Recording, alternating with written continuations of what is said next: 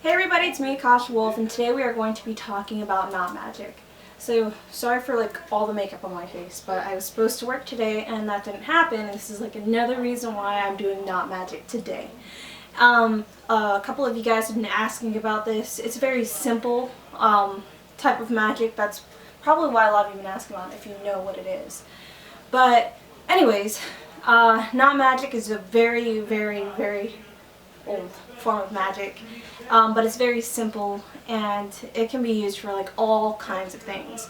If you just got nothing but some cord or a string or whatever, you're good to go. The thing is that a lot of times with knot magic you need to have a color that is associated with what you're using it for. It was usually used back in the day for weather spells. So what they would do is they would put knots into a cord. It's also known as cord magic. And they would undo the knots and then, or a knot, and hope for, well, basically expect there to be wind or rain or something. So they would use this during droughts, or if they were, sailors on a boat or whatever, they would use it to, get the wind to come so that they would be able to come home. So one of my favorite ways of using cords or knot magic is for when you are very frustrated or angry, or you're dealing with maybe some form of anxiety or letting something go. This is a really good, simple, easy way to fix it. And the most traditional way is to create a knot and then untie it. But there's very, very a lot of different ways to do this. Some people will use 7 knots, some people will use 3 knots, and some will use 9 because it's 3 times 3, and that's the Holy Trinity. So there's all kinds of different ways to do this.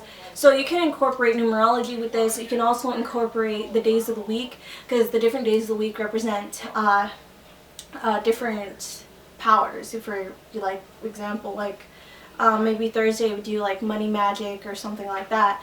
So you could tie your cords on those days and then take the cord to work with you. A lot of witches will use this to protect themselves. They'll tie the knots for protection, and then they'll wear it around their neck and wear it around for protection and stuff like that.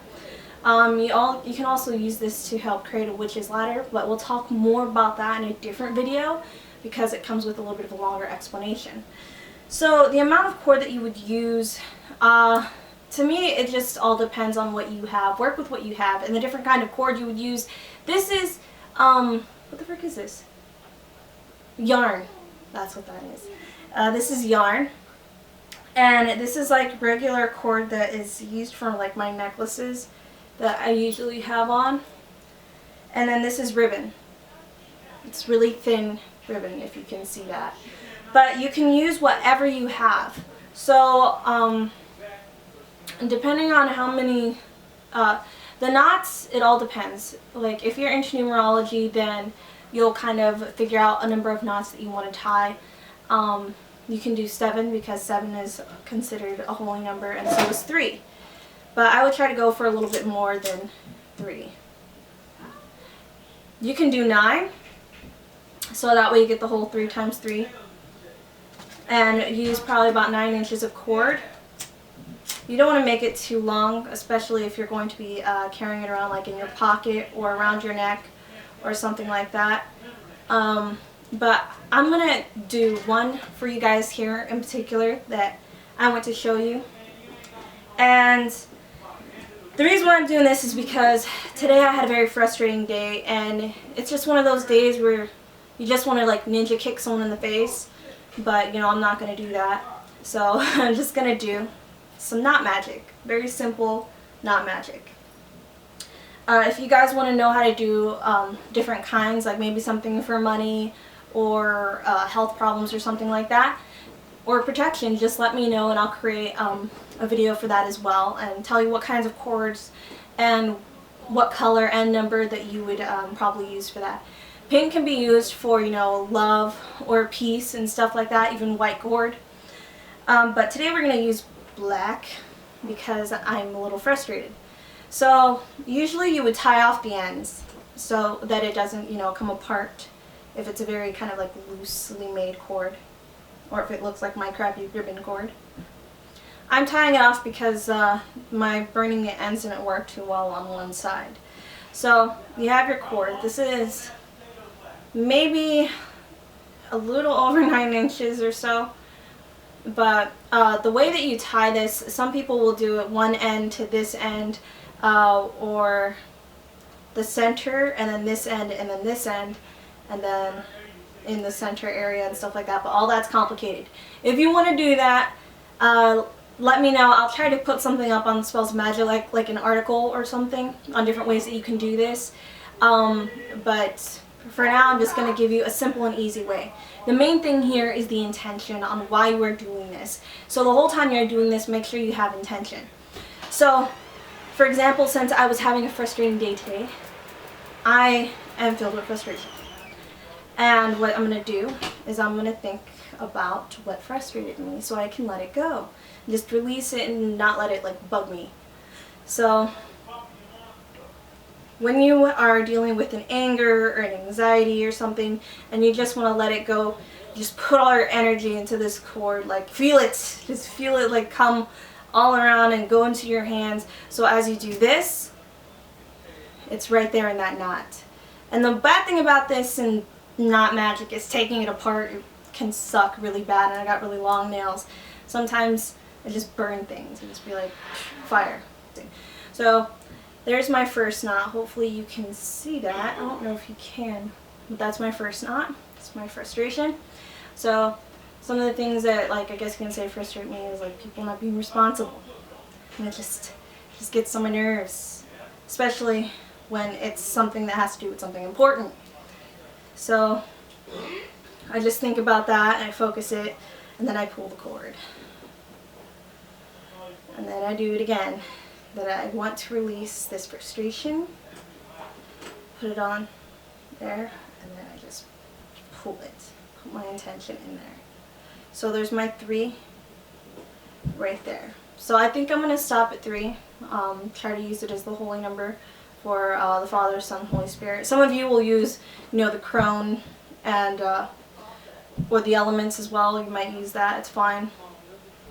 Use whatever basically whatever you use in your practice. I like to incorporate, you know, the Father, the Son, and the Holy Spirit and stuff like that. Some of you think I'm like Christian or Catholic for that, but I'm not. But that's who I'm using for this.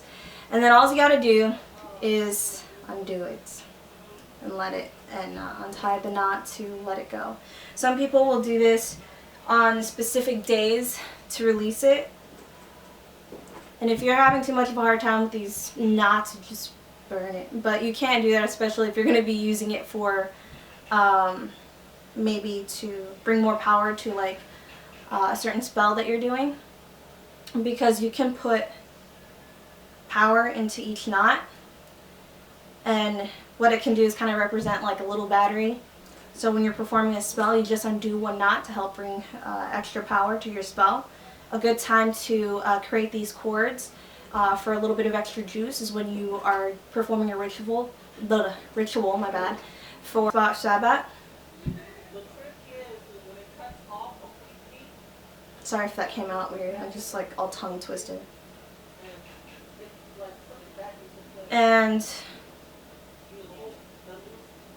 so let's say you're performing a ritual for Yule, you can actually create one of these during that ritual, so that way, since you have all that energy going on during that time, or for a full moon would be a good time to make these too, because that's when there's like a lot of extra juice.